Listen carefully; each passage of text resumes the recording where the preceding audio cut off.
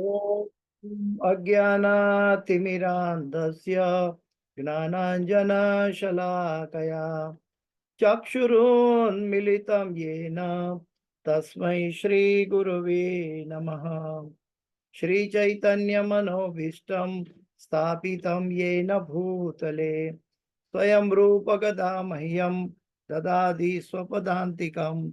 वन्देऽहं श्रीगुरु श्रीयुतापदकमलं श्रीगुरु वैष्णवांश श्रीरूपं साग्रजातं सगणा रघुनाथान्वितं तं सजीवं साद्वैतं सावधूतं परिजन सहितं कृष्ण चैतन्य देवं श्री राधा कृष्ण पादां सहगणा ललिता श्री विशाखान्वितां च।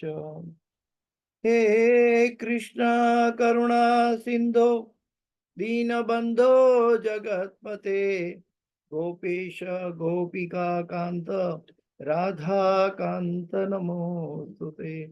तप्त कांचन गौरांगी राधे वृंदावनेश्वरी वृषभानुसुते देवी प्रणमामि हरिप्रिये। वाञ्छाकल्पतरुभ्यश्च कृपा सिन्धुभ्य एव च पतितानां पावनेभ्यो वैष्णवेभ्यो नमो नमः। श्री कृष्ण चैतन्य प्रभु नित्यानंद श्री अद्वैत गदाधर श्रीवासादि गौर भक्तवृंद हरे कृष्णा कृष्ण कृष्ण हरे हरे हरे राम राम राम हरे हरे। जयतां सुरतो पंगुर मम मंदमते गतिर् मत्सर्वस्व पदाम्भोजो राधा मदन मोहनौ कृष्णाय वासुदेवाय देवकी नंदनाय च नंद गोपकुमाराय गोविंदाय नमो नमः गोविंदाय नमो नमः गोविंदाय नमो नमः। नमः पंकजनाभाय नमः पंकजमालिने नमः पंकजनेत्राय नमस्ते पंकजांग्रिये। पंचतत्वात्मकं कृष्ण भक्तरूप स्वरूपकं भक्तावतार भक्ताख्यं नमामि भक्तशक्तिकम्। गुरुवे गौरचंद्राय राधिकाये तदालये कृष्णाय कृष्ण भक्ताय तद्भक्ताय नमो नमः। ओम नमो भगवते वासुदेवाय ओम नमो भगवते वासुदेवाय ओम नमो भगवते वासुदेवाय।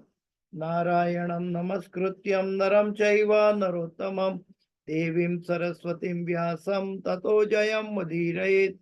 नष्टप्रायेषु अभद्रेषु नित्यं भागवत सेवया भगवते उत्तम श्लोके भक्तिर्भवति नैष्टकी। नमः ओम विष्णुपदाय कृष्ण प्रेष्ठाय भूतले श्रीमदे जय पताका स्वामी नामिने नमः आचार्य पदाय निताय कृपा प्रदायिने गौर कथा धामदाय नगर ग्राम तारिणे नमः ओम विष्णुपदाय कृष्ण प्रेष्ठाय भूतले श्रीमदे भक्ति वेदांत स्वामी नामिने नमस्ते सरस्वती देवी गौरवाणी प्रचारणे निर्विशेष शून्यवादी पाश्चात्य देशधारिणी श्री कृष्ण चैतन्य प्रभु नित्यानंद श्री अद्वैत गदाधर श्रीवासादि गौर भक्तवृंद हरे कृष्ण कृष्ण कृष्ण हरे हरे हरे राम राम राम हरे हरे। हरे कृष्णा। तो आज श्रीमद् भगवद गीता के 18वां अध्याय का श्लोक संख्या 68 और 69 दोनों लेने की कोशिश कर रहे हैं। तो ये बहुत अपने आप में महत्वपूर्ण है। ये श्लोक ऐसा है कि जिससे आप शॉर्टेस्ट रास्ते से, बहुत शॉर्ट मार्ग से भगवान के हृदय में पहुंच सकते हैं। हाँ, प्रभुपाद जी ने हम सबकी मंद बुद्धि, कलयुग के लक्षण में मंद बुद्धि को देखते हुए प्रभुपाद जी ने इसका प्रोत्साहन दिया है। अंतरराष्ट्रीय कृष्ण भावनामृत संघ में ये गीता मैराथन का महीना चल रहा है, और ये गीता मैराथन वास्तव में एक कार्य, एक सेवा, एक प्रचार दिखाई देता है, लेकिन साथ साथ जो भगवत गीता डिस्ट्रीब्यूशन करने वाला है उनके लिए सबसे बड़ा उपहार भी साथ साथ भगवान की ओर बांटा जा रहा है। भगवान कभी किसी का ऋण नहीं रखते हैं। भगवान अवतार लेते हैं, भगवान किसी का ऋण नहीं रखते हैं। इवन श्रीमती राधा रानी का ऋण न रखने के लिए उन्होंने श्री कृष्ण चैतन्य महाप्रभु का अवतार ले लिया, लेकिन किसी का ऋण नहीं रखते, क्योंकि भगवान आत्माराम है। और जब भक्तगण गुरु के आदेश के अनुसार, भगवान के आदेश के अनुसार पारदर्शक माध्यम से ये भगवत गीता का प्रचार, भगवत गीता का डिस्ट्रीब्यूशन करता है, तो इसका उपहार क्या हो सकता है? वे भगवान स्वयं अपने मुख से कह रहे हैं, भगवान स्वयं अपने मुख से कह रहे हैं कि 1868 यदम परमम गुह्यम मद भक्तेश्व भिधास्यति भक्तिमयी पराम कृत्वा मामे वैश्यस असंशयः। भगवान कहते हैं कि जो व्यक्ति भक्तों को यह परम रहस्य बताता है, भक्तों को यह परम रहस्य बताता है, वह शुद्ध भक्ति को प्राप्त करेगा और अंत में वह मेरे पास आएगा। यहाँ पे एक प्रश्न उठ सकता है कि हम एक सामान्य व्यक्ति हैं, तो हमें कैसे मालूम कि कौन भक्त है या कौन भक्त नहीं है? कोई ऐसा प्रश्न कर सकता है। तो हरि भक्ति विलास में भगवान ने, वहां चर्चा हो रहे हैं, षड गोस्वामियों बता रहे हैं हरि भक्त विलास में कि जो भगवान का एक बार भी नाम लेता है जीवन में, कृष्ण, राम, एक बार भी जीवन में जिसने नाम लिया है उसको भक्त मानना चाहिए, क्योंकि उन्होंने अपना बीज भगवान के साथ जाने अनजाने में भी जोड़ दिया है। जरूरी नहीं है कि हम कृष्ण को एक तरह से भगवान समझे, लेकिन कोई अनाड़ी है, नास्तिक है, लेकिन अपने घर के नौकर को भी वो कृष्णा करके पुकारता है, उसका नौकर का नाम कृष्ण है और कृष्णा करके पुकारता है, तो वो व्यक्ति आज नहीं तो कल भगवान कृष्ण का भक्त बन जाएगा। क्यों? क्योंकि भगवान कृष्ण का नाम शाश्वत है, भगवान कृष्ण का नाम भगवान से अभिन्न है। जैसे अजामिल ने अपने पुत्र नारायण को पुकारा था और भगवान ने नारायण दूध भेज दिया। ठीक वैसे ही जिसने एक बार भी जीवन में भगवान कृष्ण का नाम लिया है, भगवान उसके ऋणी बन जाते हैं। भगवान कहते हैं, ओ मुझे कोई पुकार रहा है, ये कौन है? तो जो व्यक्ति शुद्ध भक्त बनना चाहता है, तो गीता में भगवान पहले कह चुके, यो मां पश्यति सर्वत्र सर्वत्र मयि पश्यति। वो व्यक्ति हर एक व्यक्ति को, हर एक जीवों को भगवान का भक्त मानता है, क्योंकि सब में भगवान का दर्शन करता है। जब सब में भगवान का दर्शन करता है, सबको भगवान का अंश मानता है, सबको भगवान का भक्त मानता है, तो ये परम रहस्य की बात है। ये परम रहस्य हमारे जैसे कलयुग में मंद बुद्धि मनुष्य को कैसे याद रहेगा? भगवत गीता का 700 श्लोक। हम तो मंद बुद्धि में कलयुग में जन्मे हुए हैं, लेकिन गुरुवर्य हमें, प्रभुपाद जी और गुरुवर्य हमें एक सुंदर व्यवस्था करके देते हैं। गुरुवर्य ने हमारी तरफ से रात दिन जग कर मेहनत की है, इस भगवत गीता का ट्रांसलेशन किया है और समझाया है हमारे जैसे मंद बुद्धि को।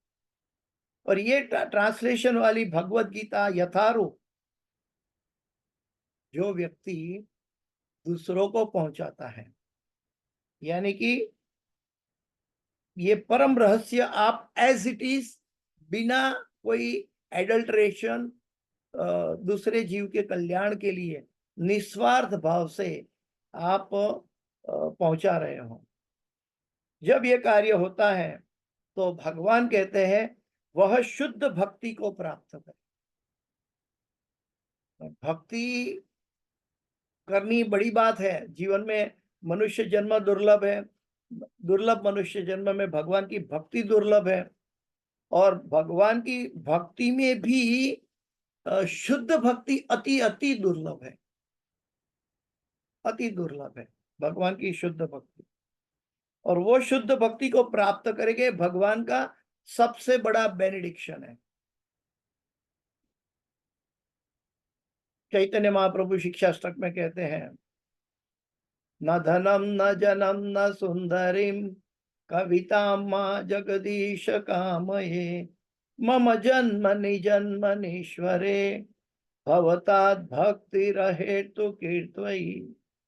हे प्रभु, मुझे न धन न जन न सुंदरी, कुछ भी नाम प्रतिष्ठा कुछ भी नहीं चाहिए, लेकिन मेरी एक प्रार्थना है। इवन मोक्ष भी नहीं चाहिए, लेकिन मेरी एक प्रार्थना है। चैतन्य महाप्रभु कहते हैं राधा रानी के भाव में कि मुझे जन्म जन्म है प्रभु आपकी अहितों की भक्ति मिले। अहितों की भक्ति मतलब कोई सकाम भक्ति नहीं, शुद्ध भक्ति मिले, शुद्ध भक्ति मिले। और वो शुद्ध भक्ति प्राप्त करने का शॉर्टकट भगवान स्वयं यहां बता रहे हैं कि ये रहस्य जो मेरे भक्तों तक पहुंचाएगा, इससे बढ़कर न तो कोई मुझे आगे आएगा कि न तो कोई मुझे प्रिय था, न है, न होगा। वह शुद्ध भक्ति को प्राप्त करेगा और अंत में वह मेरे पास आएगा। भगवान कहते हैं अंत में वह मेरे पास आएगा,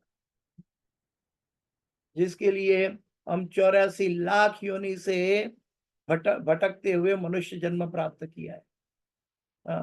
84 लाख योनि में हमारे कर्म फल के रूप में न चाहते हुए भी हमारी अयोग्य या योग्य इच्छा के अनुसार अलग अलग योनि प्राप्त करते करते करते करते हम मनुष्य योनि तक पहुंचे हैं, जो कर्म योनि है। मनुष्य योनि छोड़कर बाकी सभी योनि भोग योनि है। वहां पुण्य करने से पुण्य का फल नहीं मिलता, लेकिन कर्म योनि में पुण्य करने से पुण्य का फल मिलता है। कर्म योनि से भगवान का संदेश भगवान तक पहुंचाने से भगवान मिल जाते हैं। तो ऐसा सुवर्ण अवसर कौन मूर्ख होगा कि गंवाएगा। जब तक भक्ति वेदांत स्वामी श्रील प्रभुपाद जी ने ये सुनहरा अवसर अपने भक्तों को नहीं बांटा था, तब तक ये भगवत गीता में तो मौजूद था पहले से ही, लेकिन लोग की दिव्य दृष्टि इसके अंदर नहीं थी। आज गुरु गौरंगा की कृपा से आज अंतरराष्ट्रीय कृष्ण भावनामृत संघ सभी भक्तों को शुद्ध भक्ति में इन्वॉल्व करते हैं, मतलब जोड़ते हैं, और सभी भक्तों को कृष्ण भक्ति, शुद्ध भक्ति और भगवत धाम जाने का वीजा दिलवाते हैं। ये प्रभुपाद जी नहीं कह रहे हैं, ये भगवान कृष्ण स्वयं कह रहे हैं। तो ऐसा मौका कौन गंवाएगा। हम तो 16 माला हर रोज करते हैं, नित्य जाप करते हैं, नित्य कीर्तन करते हैं, भगवत गीता भागवत पढ़ते हैं, लेकिन ऐसा सुनहरा अवसर कि जो हमारा अल्टीमेट उद्देश्य प्राप्त करना है, उसका सबसे शॉर्टेस्ट रास्ता ये भगवत गीता डिस्ट्रीब्यूशन है। हर एक व्यक्ति अपनी क्षमता के अनुसार उसको भगवत गीता डिस्ट्रीब्यूट करना चाहिए। चाहे अपनी यथाशक्ति 1 करे, 5 करे, 10 करे, 50 करे, 100 करे, 1000 करे। कोई व्यक्ति अपने धन, उसके धन की काबिलियत है तो भगवत गीता स्पॉन्सर करके सभी जीवों को बांट सकते हैं। हमें ये डिस्क्रिमिनेट नहीं करना है कि ये भगवत गीता पढ़ेगा या नहीं। भगवान का भक्त सबको सुनहरा मौका देता है। मुझे याद आता है एक सुंदर प्रसंग। हिज होलीनेस इंद्रदम्न स्वामी महाराज ने कहा था। हिज होलीनेस इंद्रदम्न स्वामी महाराज ने कहा था, वो चाहते थे कि उनकी माता पिता, उनका परिवार भगवत भक्त बने, लेकिन उनका माता बहुत विरुद्ध में था, ऑपोजिट था। तो महाराज जब एक बार मिले थे अपनी माता को, तो उन्होंने भगवत गीता माता को प्रणाम करके भगवत गीता दिया था। हालांकि उनकी माता स्टॉन्च क्रिश्चियन थी और अलग अलग क्रिश्चियन साहित्य पढ़ती थी, बहुत उम्र वाली थी, बहुत बूढ़ी थी। और महाराज ने जाके उनको भगवत गीता पढ़ने का कहा, उनका आशीर्वाद लिया, लेकिन माता नाराज थी कि ये मेरा बेटा भगवत गीता का प्रचार क्यों करता है। तो माता भगवत गीता बेटे ने कहा तो हाथ में पकड़ा और साइड में रख दिया। और जैसे महाराज घर छोड़कर वापस अपनी प्रचार यात्रा में चले गए, वो माता ने भगवत गीता अपने कार के गैरेज में, जहां मोटर कार पार्क होती है उसके गैरेज में, जहां मेंटेनेंस के इंस्ट्रूमेंट पड़े रहते हैं, वो अलमारी में जाके भगवत गीता रख दिया। वो अलमारी में जाके गैरेज के अंदर, क्योंकि उनको पढ़ना नहीं था, उनको खाली अपने बेटे को सांत्वना दिलाने के लिए हाथ में पकड़ा था, लेकिन पढ़ना नहीं था। और जब वो माता, थोड़ा समय के बाद उनका बुढ़ापा बढ़ता गया, उनका अंत समय आया, और वो अपने बेटे को याद कर रही है माता। उनके भाई भी है, दूसरा महाराज के दूसरे भाई भी है, और माता याद कर रही है कि इंद्रदुम्न स्वामी महाराज ने मुझे कुछ दिया था। वो जाती है माता, क्योंकि उस समय उनके पास कोई सहारा नहीं है अपने। हर एक व्यक्ति को मृत्यु के समय निष्किंचन जैसे निसहाय बन जाते, जब तक भगवान का सहारा नहीं लेते तो उनका कोई सहाय नहीं कर सकता। तो माता वो गैरेज में गई, वो अलमारी खोली, वो भगवत गीता निकाली, उसके ऊपर पूरी धूल और मिट्टी जमी हुई थी। वो साफ किया और भगवत गीता पढ़ने का शुरुआत किया। भगवत गीता पढ़ने का शुरुआत करके भगवत गीता पढ़ने के बाद उनको पता चला कि अभी मेरी मृत्यु की बहुत अंतिम क्षण नजदीक है। तो उन्होंने रात को 2 बजे महाराज को, इंद्रदम्न स्वामी महाराज को, जो कि दूसरे देश में थे, तो उनको फोन किया कि बेटा मैं तुमको मिलना चाहती हूँ। और फिर उन्होंने कहा ठीक है माँ, मैं इमरजेंसी है तो मैं जल्दी से जल्द पहुंचता हूँ। माता ने कहा कि इंद्रदम्न स्वामी महाराज जब आए तो कहना कि मेरा अंतिम संस्कार हिंदू विधि से करें, और मेरा अस्थि विसर्जन यमुना जी, वृंदावन में जाके यमुना जी में हो। अगर मैं जिंदा रही तो मैं उनके साथ वृंदावन जाना चाहती हूँ और अपना अस्थि विसर्जन यमुना के किनारे करना चाहती हूँ। मृत्यु के कुछ दिन पहले की ये घटना है, ये एक्चुअल घटना है, महाराज ने बताई थी। लेकिन जब महाराज अर्ली मॉर्निंग पहुंचे, मतलब थोड़े कुछ घंटों के बाद पहुंचे, तो माता चल बसी थी।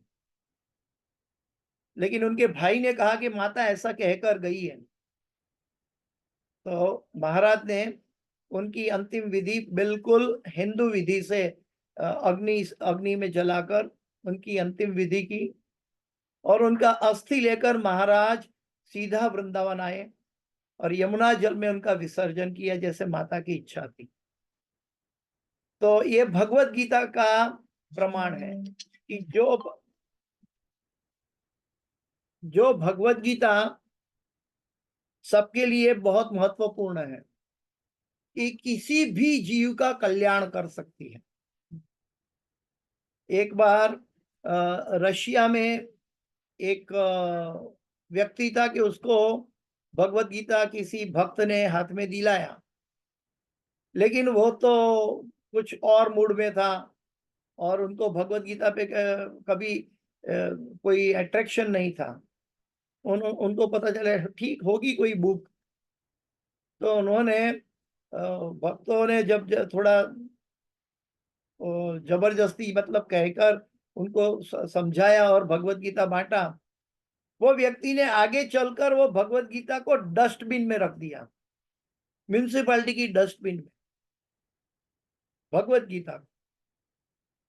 लेकिन दूसरे दिन सुबह वो म्यूनिसिपैलिटी वाला आया और उन्होंने देखा कि कोई नई किताब डस्टबिन में पड़ी है, और वो व्यक्ति जो म्यूनिसिपल क्लीनर था, उन्होंने वो भगवत गीता उठाकर अपने पास रख ली और घर जाके स्नान करके उनको पढ़ना शुरू किया, और आगे चलकर वो अंतरराष्ट्रीय कृष्ण भावनामृत का दीक्षित भक्त बन गया। तो ये भगवत गीता कब, कहाँ, कैसे, किसको इसका फायदा पहुंचाएगी, इसका कोई व्यक्ति अनुमान नहीं कर सकता।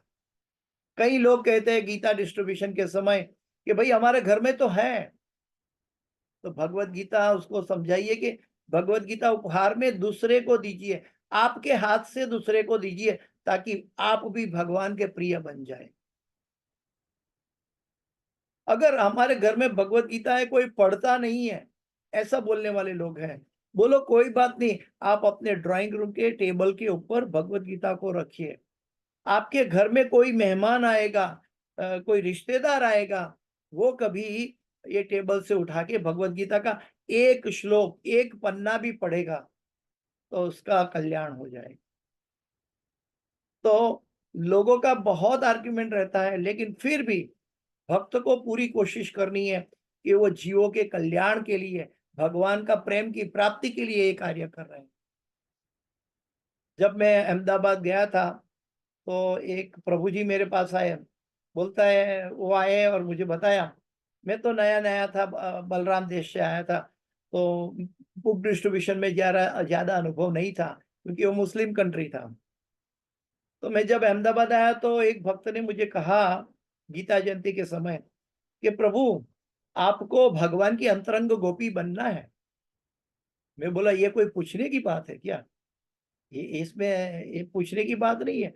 भगवान की अंतरंग गोपी सेविका मंजरी बनना, ये तो सबकी अभिलाषा है, ये तो जीवन का उद्देश्य है। तो बोलते, उन्होंने कहा तो चलो मेरे साथ, हम भगवत गीता डिस्ट्रीब्यूशन के लिए जाते हैं। तब उनका जो हृदय का भाव है मैं समझ गया कि वो कैसे जीवों को प्रेम करते हैं, कैसे जीवों का कल्याण करने के लिए सोचते हैं। कोई व्यक्ति फिजिकल ना जा सके तो फाइनेंशियल भी स्पॉन्सर कर सकता है। हालांकि फिजिकल जाना चाहिए, फिजिकल जाने से क्या होता है, हमारा अहंकार टूटता है। क्योंकि हम 10 आदमी को भगवत गीता के लिए बोलेंगे, 10 में से शायद कोई एक लेने वाला मिलेगा, लेकिन वो जो एक लेने वाला है वो डायमंड को पहचानने वाला व्यक्ति है। ये सब्जी मंडी नहीं है, डायमंड को पहचानने वाला व्यक्ति। तो हमें वो जो 9 व्यक्ति को आपने अप्रोच किया, वो 9 व्यक्ति ने आपका अहंकार तोड़ा, और जो 10वां व्यक्ति ने खरीदा, तो 10वां व्यक्ति ने आपको आशीर्वाद दिया, आप कृष्ण प्रेमी बन जाओगे। तो भगवत गीता भगवान की नजर में क्या हुआ, भगवान की नजर में आपने 10 भगवत गीता बांटी है, भले एक आपके हाथों से किसी ने स्वीकारी है, लेकिन भगवत गीता भगवान देख रहे कि इन्होंने 10 बार अटेम्प्ट किया अलग अलग व्यक्ति को, तो आपके हाथों से 10 भगवत गीता बटी भगवान की नजर में। उसमें से 9 ने आपका अहंकार, आपको प्योरीफाई किया, और 10वां व्यक्ति ने आप पर कृपा वर्षात बरसाया, ताकि आप भगवान के प्रेमी बन जाओगे। तो ये भगवत गीता है कि अब किसी भी प्रकार से हम अन्य जीवों तक पहुंचाते हैं, तो ये भगवत गीता सिर्फ हमारा कल्याण ही करती है, हमें शुद्ध भगवत प्रेम, शुद्ध भगवत भक्ति देती है। और ऐसी भगवत गीता को हम क्यों न बांटे। मुझे याद है, हमारे पहले में अहमदाबाद में थे, अहमदाबाद में एक ज्वेलर शोरूम का व्यक्ति है। उनकी सोने की दुकान है, बड़ा शोरूम है, अच्छे से अच्छा एरिया में बड़ा शोरूम है सोने का। वो व्यक्ति हर हफ्ते जब छुट्टी होती है, वो व्यक्ति स्वयं, उनकी पत्नी, उनके 2 बेटे, उनके 2 बेटे की पत्नियां, ये सभी, हाँ, जब छुट्टी होती है शोरूम में, सब लोग ट्रैफिक सिग्नल पर आकर खड़े हो जाते हैं और भगवत गीता बांटते हैं, भगवत गीता डिस्ट्रीब्यूट करते हैं। उनको पैसों की कमी नहीं है, उनको भगवत गीता में कमीशन नहीं ले रहे हैं, उनको 1 रुपया नहीं चाहिए, बल्कि गुरु के वचनों का आह्वान पूरा करना है। प्रति घरे घरे जइयो, मांगो भिक्षा, करो कृष्ण शिक्षा, और सबसे बड़ी कृष्ण शिक्षा तो भगवत गीता है। ये भगवत गीता के लिए गुरु ने ऑथोराइज्ड बनाया है हम सबको, और हमारा कर्तव्य है कि हमें हर एक व्यक्ति से, उनको पता नहीं है वो क्या कर रहा है, भगवत गीता स्पॉन्सर करवानी चाहिए, भगवत गीता डिस्ट्रीब्यूट करवानी चाहिए। वास्तव में जब हम भगवान की भक्ति करते हैं तो भगवान को तो प्रिय हो जाते हैं, लेकिन जब हम दूसरों को करवाते हैं, जब हम भगवत गीता स्पॉन्सर करते हैं, और स्पॉन्सर की हुई भगवत गीता के ऊपर स्टैंप लगता है स्पॉन्सर्ड भगवत गीता, और वो भगवत गीता जब दूसरों के हाथों तीसरे व्यक्ति के पास पहुंचती है, तो आपने दूसरे व्यक्ति को भी भगवान का प्रेमी बनाने का कर्तव्य अपना अदा किया, कि जो दूसरा व्यक्ति आपकी स्पॉन्सर्ड बुक लेके तीसरे चौथे व्यक्ति को पहुंचाता है, तो कितने लोगों का कल्याण हो। तो भगवत गीता ये अपने आप में एक अनमोल खजाना है। याद रहे, ये भगवत गीता भौतिक जगत का शब्द नहीं है, ये अपौरुषेय है। इस भगवत गीता की और एक महिमा मैं कल क्लास में बताऊंगा, आगे का श्लोक भी कल क्लास में लेंगे। जो आज का तात्पर्य भी बाकी है और आगे का श्लोक भी बाकी है, वो कल क्लास में लेंगे। लेकिन याद रहे कि भगवत गीता वो हर एक जीव का कर्तव्य है दूसरों तक पहुंचाना, और ये शॉर्टेस्ट रास्ता है। गीता जयंती साल में एक बार आती है, और गीता की मैराथन कृष्ण भावनामृत संघ में पूरा 1 महीना चलती है, लेकिन भगवान के ऐसे लौल्यम भक्त है, इस्कॉन के अंदर भगवान के ऐसे लौल्यम भक्त है, वो 12 महीना भगवत गीता डिस्ट्रीब्यूट करते हैं, 12 महीना प्रभुपाद जी की पुस्तकें वितरित करते हैं।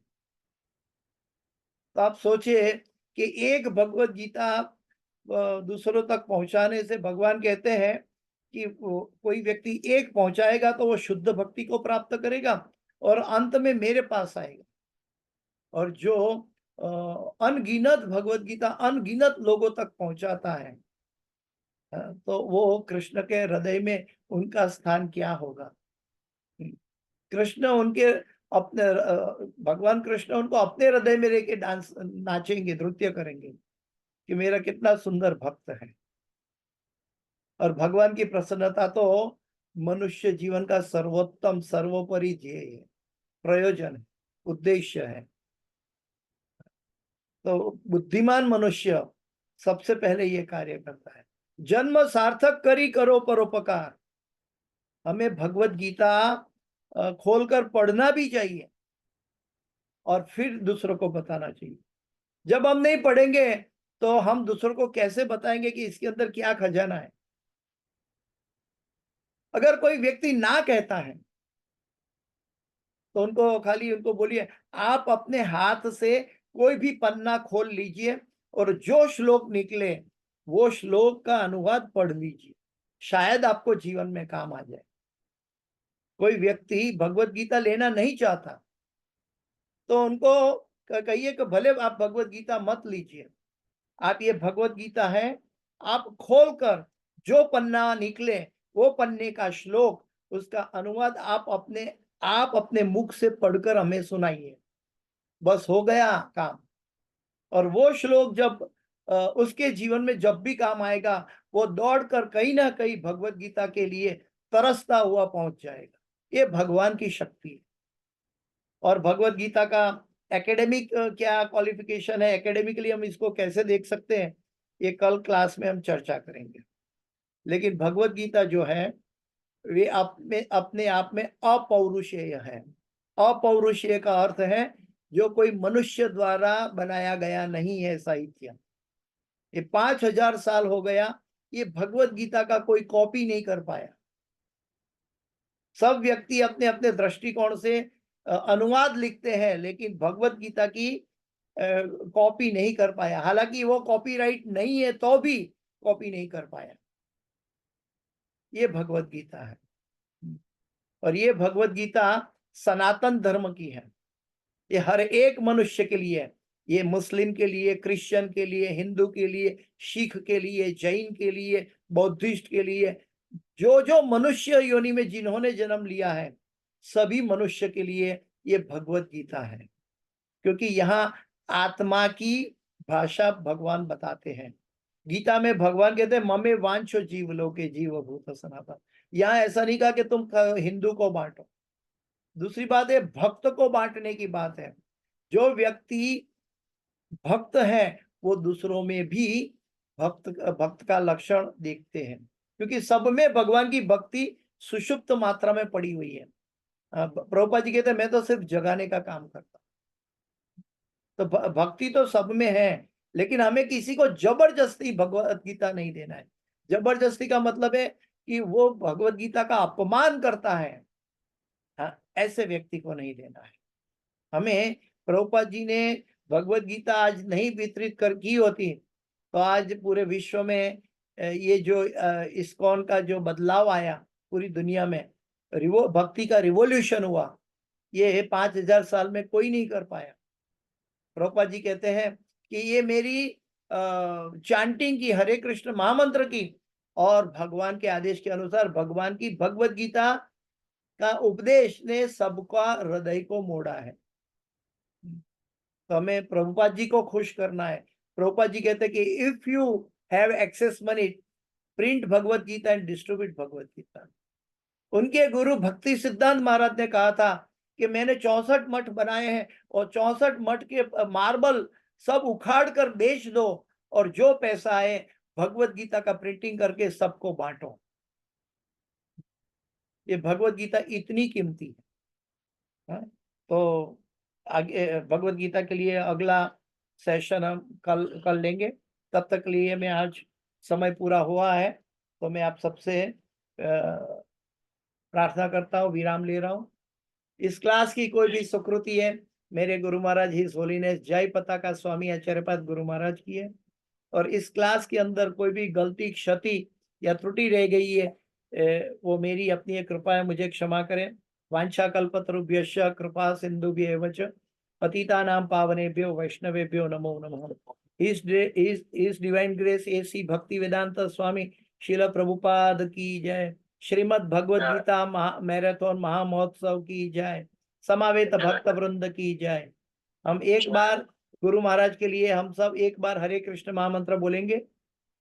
हरे कृष्णा कृष्णा कृष्णा हरे हरे, हरे राम राम राम हरे हरे। हरे हरे कृष्ण। किसी ने हाथ रेज किया है? किसी का कोई क्वेश्चन है तो एक मिनट के लिए। जय गुरुदेव, जय गुरुदेव, जय गुरुदेव। हाँ बोलिए। हाँ एक मिनट में, 1 मिनट ले सकते हैं, बोलिए। थोड़ा बड़ा साथ पे 3:35 हो गया, 3:30 का टाइम कर ले। ठीक है जी प्रभु जी, ठीक है। Hare Krishna, thank you very much. Hare Krishna.